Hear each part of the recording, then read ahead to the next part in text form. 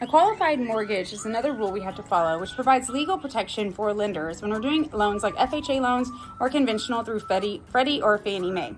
So what we do with a qualified mortgage has rules. So if a DTI is 43% or less, and it's considered a qualified mortgage, even though there are guidelines for FHA that can go above a 43% DTI.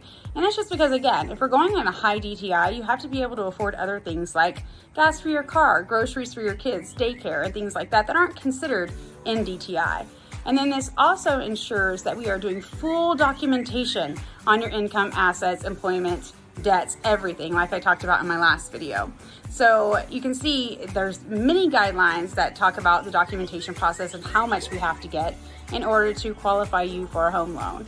And then of course, again, this one talks about no risky features like interest-only payments or loan terms that are longer than 30 years.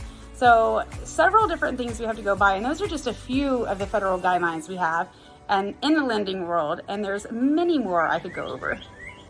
Another guideline that we follow, or several guidelines that we follow, fall under anti-fraud and compliance laws. So cash. We all know if you've talked to a lender, if you're getting cash deposits, it's not going to count towards your income verification for a home loan. We don't count cash. Cash, it cannot be traced. Income has to be traceable so that we can go abide by our anti-money laundering guidelines and any fraud guidelines that we have. So if you're getting a cash gift, it has to have a gift letter and it has to go through a certain way in order to be verified as a gift fund that someone's giving you to use. We also have the Home Mortgage Disclosure Act and the Equal Credit Opportunity Act, which keep lenders from discriminatory practices.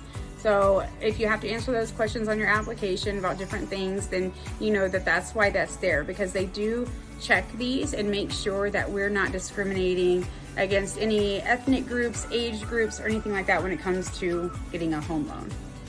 The bottom line is that lenders must follow federal guidelines to verify employment, income, credit, assets, and debt. And the depth of that verification does depend on the type of loan you're getting and the different guidelines for each loan program. But the main thing is that we have to make sure you have the ability to repay and that the loan falls under a qualified mortgage rule. So those are the things we have to do, and the reason why we're so adamant about the documents and all the pages and everything else that we need.